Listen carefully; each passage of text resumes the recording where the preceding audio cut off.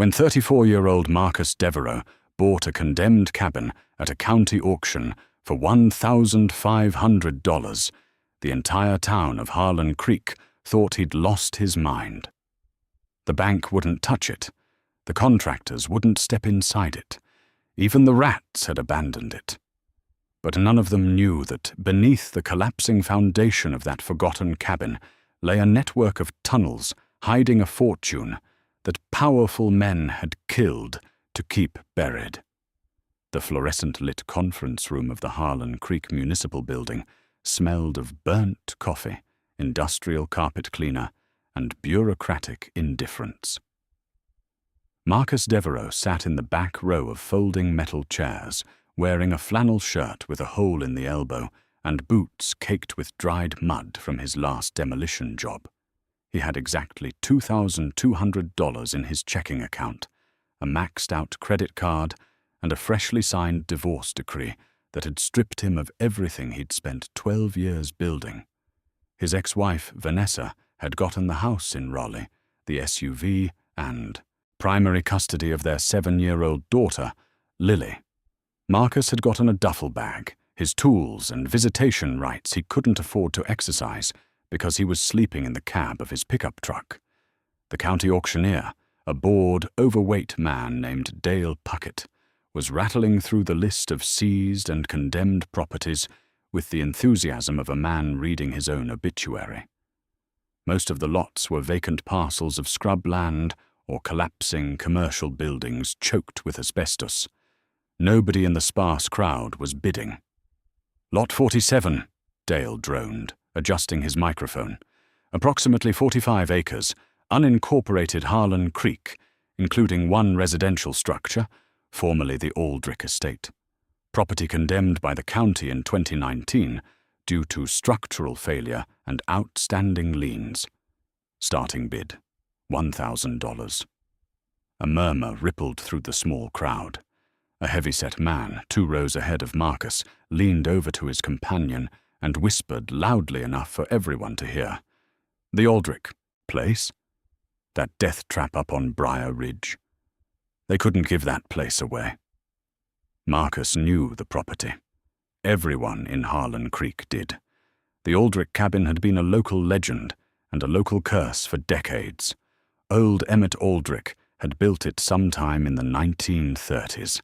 A sprawling, eccentric timber frame structure perched on a granite shelf overlooking the Blue Ridge Valley.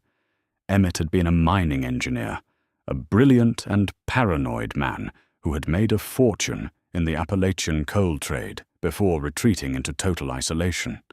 He died in 1987, alone, and the property had passed through a revolving door of owners, none of whom lasted more than a year. The last owner, a developer from Charlotte, had abandoned it after the foundation cracked during a renovation attempt, swallowing a $40,000 excavator into a sinkhole that appeared overnight.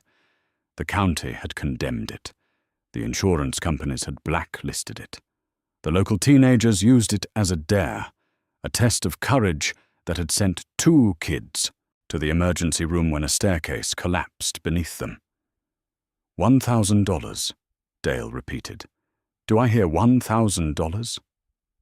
Silence. Marcus raised his hand. $1,500. Dale blinked.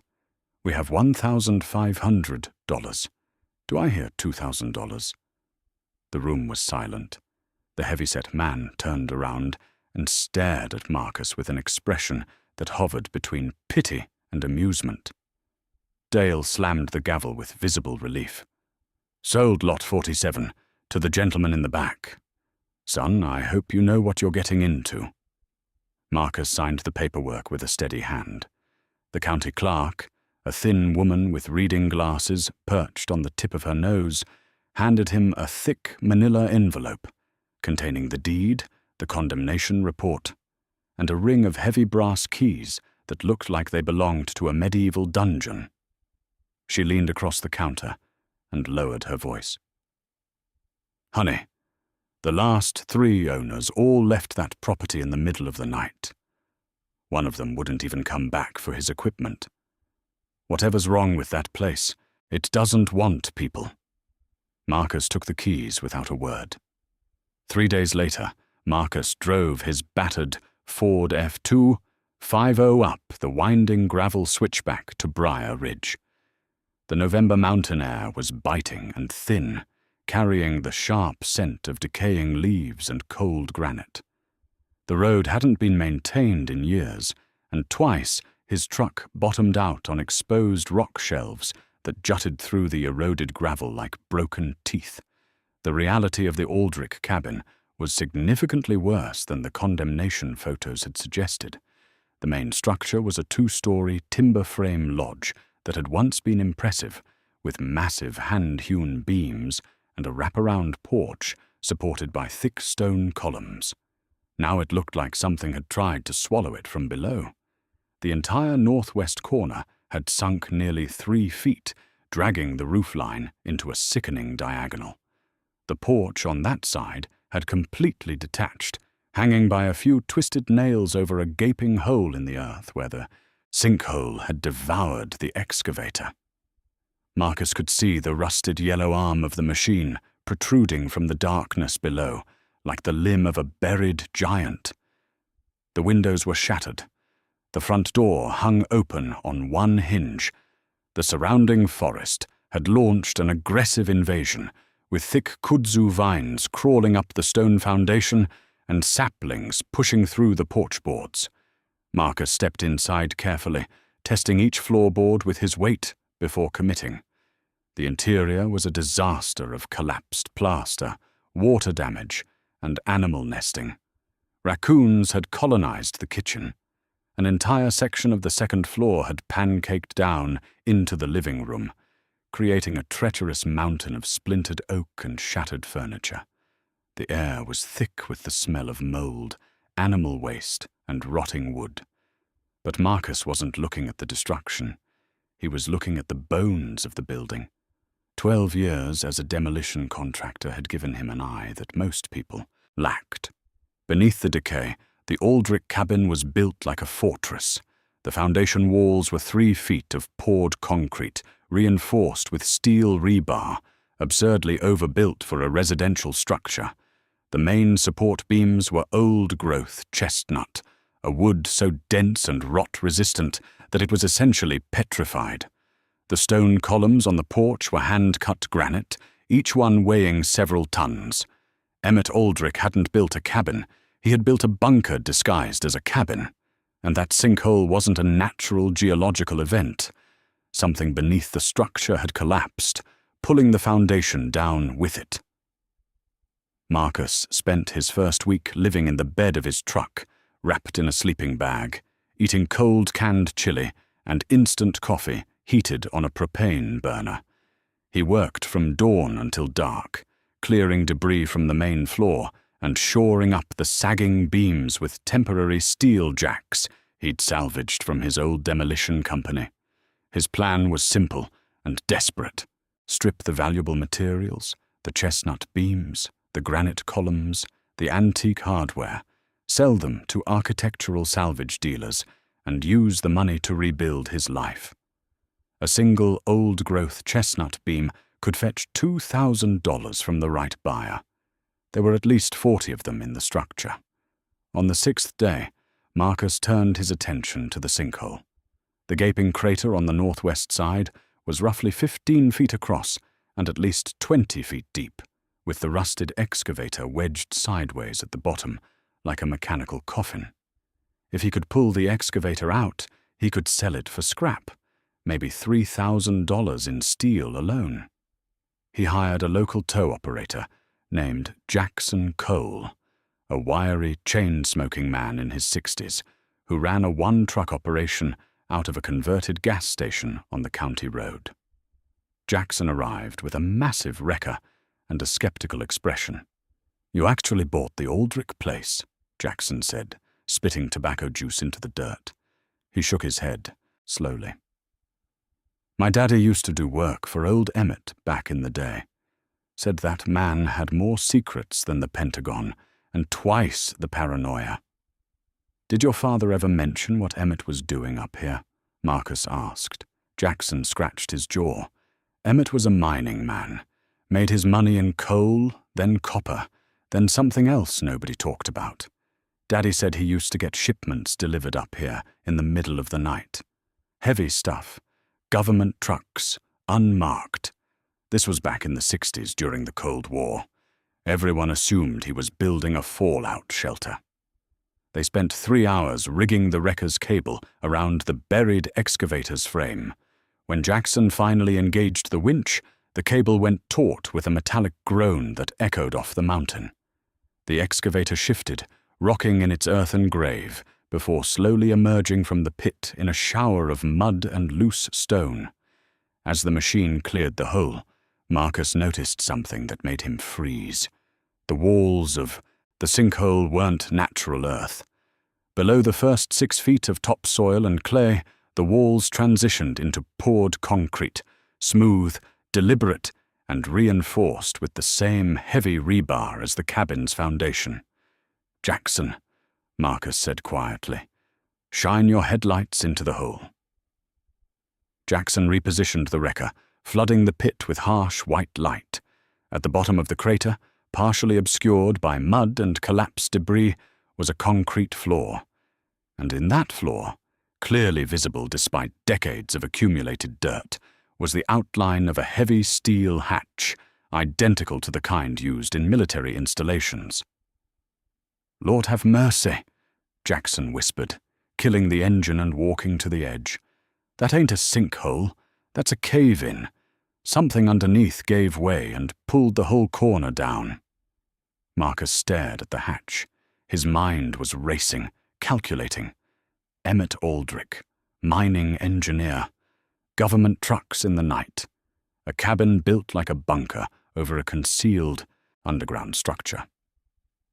"I need to get down there," Marcus said. Jackson held up both hands. "No, sir. Not today. That concrete could give way again. You go down there without shoring it up. The whole cabin comes down on top of you. I've pulled dead men out of collapsed mines. I'm not pulling you out of one." Marcus knew Jackson was right. He spent the next 4 days reinforcing the walls of the crater with heavy timber cribbing, creating a stable descent shaft down to the hatch. He worked methodically, precisely, drawing on every ounce of his demolition training. He installed a portable ventilation fan at the top to push fresh air down into the pit, and he ran a generator-powered work light on a heavy extension cord. On the 4th morning, he descended. The hatch was military surplus, a heavy submarine-style door with a central wheel lock, nearly identical to Cold War-era blast doors Marcus had seen in decommissioned installations he'd demolished in Virginia. The lock mechanism was a combination dial, not a key lock, which meant Emmett had intended for only someone who knew the code to enter. Marcus sat in the mud at the bottom of the pit, staring at the dial. He thought about Emmett. He thought about the paranoid recluse who had built this fortress of secrets. He thought about the brass keys the county clerk had given him, heavy, ornate, and old. On the key ring was a small brass tag, barely legible after decades of oxidation. Marcus had assumed it was a property marker. He pulled the ring from his pocket and scraped the tag clean with his thumbnail. Etched into the brass were 3 numbers, 174208. Marcus's hands were shaking as he turned the dial, right to 17, left past 0 to 42, right to 08. A heavy mechanical clunk reverberated through the steel. The wheel turned smoothly, as if the mechanism had been greased yesterday. The hatch swung open with a pressurized hiss, releasing a blast of air that was startlingly cool, dry and clean.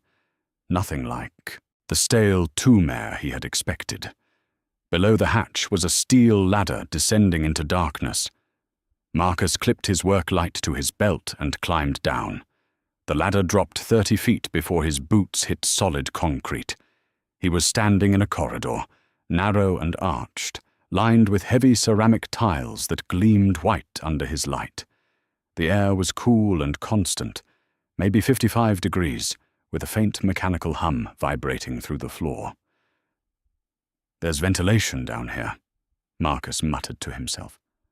"Active ventilation." He followed the corridor for approximately 200 feet. It curved gently to the right, descending at a slight grade. Then it opened into a space that made him drop his light. The chamber was enormous. Marcus estimated it was at least 200 feet long and 100 feet wide, carved directly into the granite bedrock of the mountain. The ceiling was 20 feet high, supported by massive concrete arches reinforced with steel, and the chamber was not empty. Lining the walls, stacked on heavy industrial shelving from floor to ceiling, were thousands of identical aluminum cases. Each case was approximately 2 feet long, 1 foot wide, and 6 inches deep, sealed with heavy clasps and stamped with serial numbers. The shelving units were immaculate, organized with military precision, and labeled with a numbering system that covered the entire alphabet. In the center of the chamber sat a large steel desk, bolted to the floor. On the desk was a leather portfolio, a heavy brass lamp, and a sealed envelope. Marcus approached the desk with the cautious reverence of a man entering a cathedral. He opened the envelope. Inside was a single sheet of heavy cotton paper, typed on what must have been a manual typewriter. The ink was slightly faded, but perfectly legible. "To whoever finds this room, my name is Emmett Aldrich. I was, for 31 years, a senior geological surveyor for the United States Atomic Energy Commission. My work was classified above top secret. I was responsible for mapping and cataloging mineral deposits across the Appalachian Range, deposits that were deemed critical to national security during the Cold War. In 1971, I discovered that the mountain beneath my property contained one of the largest undocumented deposits of rare earth elements on the eastern seaboard, specifically significant concentrations of neodymium, dysprosium, and terbium. These minerals are essential for advanced electronics, missile guidance systems, and nuclear technology. I reported my findings to my superiors. They ordered me to seal the data and deny the deposit's existence. They feared that if a domestic source of rare earths became public, it would undermine classified diplomatic arrangements with foreign suppliers and destabilize carefully managed geopolitical alliances. I was ordered to retire, to live quietly, and to ensure that no one ever excavated this mountain. They paid me well for my silence. For 20 years I obeyed. But I am old now, and I have watched my country become dependent on foreign nations for the very minerals that sit beneath my feet. I have watched critical supply chains held hostage by regimes that do not share our interests, and I have decided that my silence was a mistake. The cases on these shelves contain every geological survey, core sample, spectral analysis, and mapping document I produced during my career. They represent a complete record of the deposit beneath this mountain, as well as 17 other undocumented deposits across 4 states.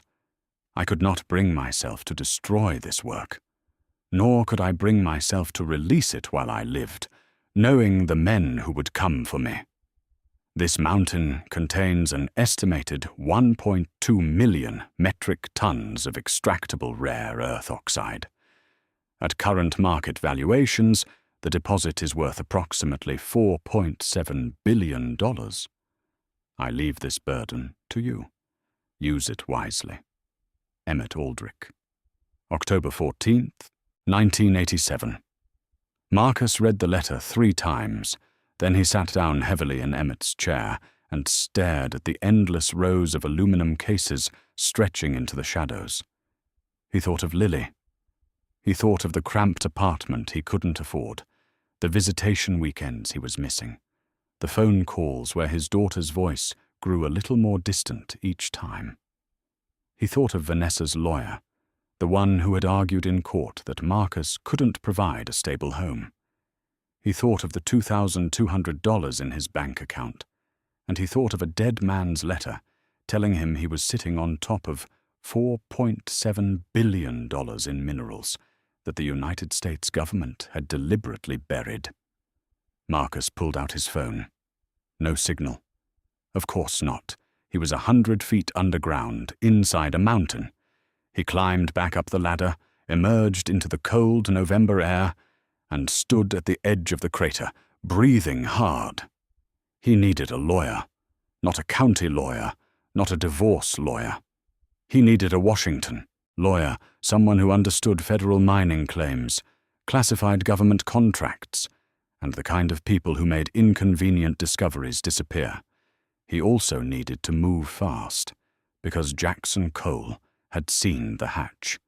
Jackson was a good man, but good men talked, especially in a town the size of Harlan Creek, where the most exciting event of the year was the volunteer fire department's chili cook-off. Marcus drove to the county seat that afternoon. He walked into the first bank he found and rented a safe deposit box. He placed the letter, the brass key tag, and 3 of the aluminum cases he'd carried up from the vault into the box. Then he drove 40 minutes to the nearest town with cell service and called the only person he trusted. His older brother, Dean Devereaux, was a retired JAG officer living in Alexandria, Virginia. Dean had spent 20 years navigating the intersection of military law and government contracts. He answered on the second ring. "Marcus, are you okay? Is it Lily?" "Dean, I need you to listen to me very carefully and not say a word until I'm finished." Marcus told him everything. The silence on the other end lasted a full 30 seconds after he finished. "Don't go back to the property tonight," Dean said, his voice tight and controlled. "Don't tell anyone what you found. Don't post anything online. Don't even write it down. I'm driving to you tonight. I'll be there by midnight. And Marcus, I'm bringing a friend from the DOJ. Someone I trust with my life. Dean, I don't want the government involved. They buried this once already. That was 1971. The world has changed. Rare earths are the new oil, Marcus. China controls 90% of the global supply.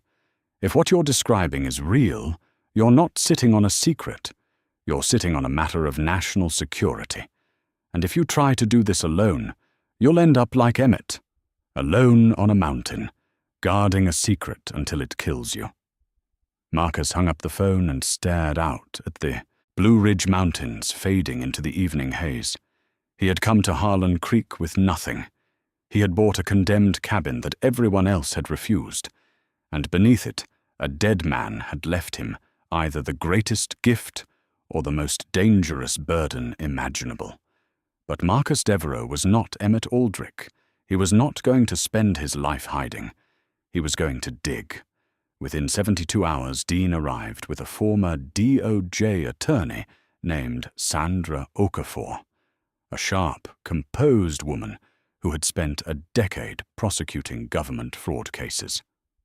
After reviewing the documents in the vault, Sandra confirmed that Emmett's surveys appeared authentic and that the Atomic Energy Commission had indeed operated classified mineral mapping programs throughout the Appalachian region during the Cold War. Sandra filed an emergency mineral rights claim with the state directly tied to Marcus's deed, which explicitly granted him rights to all resources above and below the property, from sky to bedrock. The language was unusual for a standard deed, and Sandra suspected Emmett had deliberately inserted it decades ago, laying the legal groundwork for whoever eventually found the vault. Within a week, the story began to leak.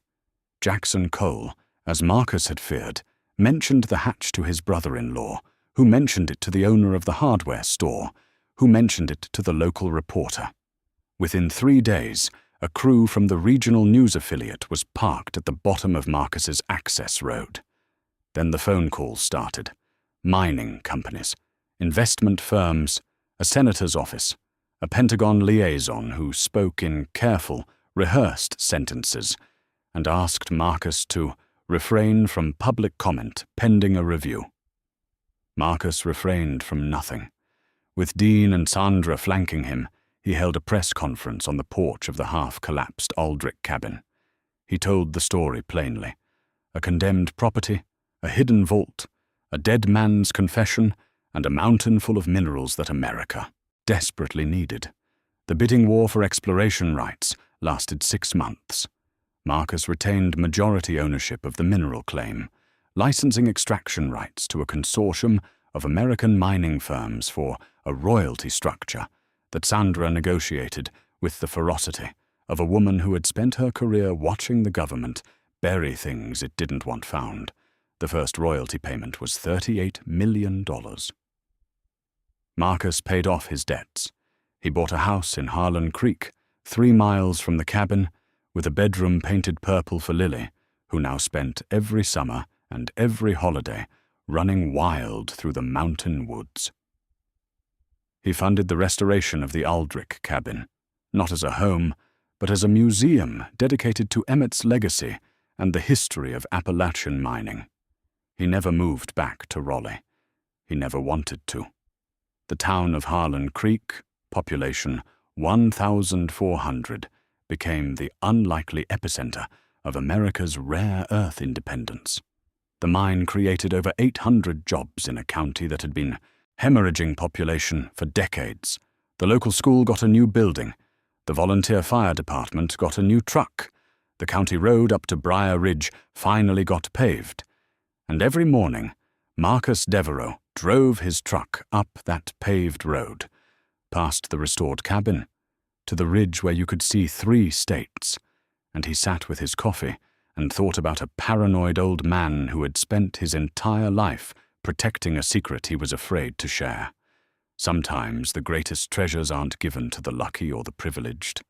They're buried deep, hidden behind locked doors and condemned signs, waiting for someone stubborn enough, desperate enough, and brave enough to dig.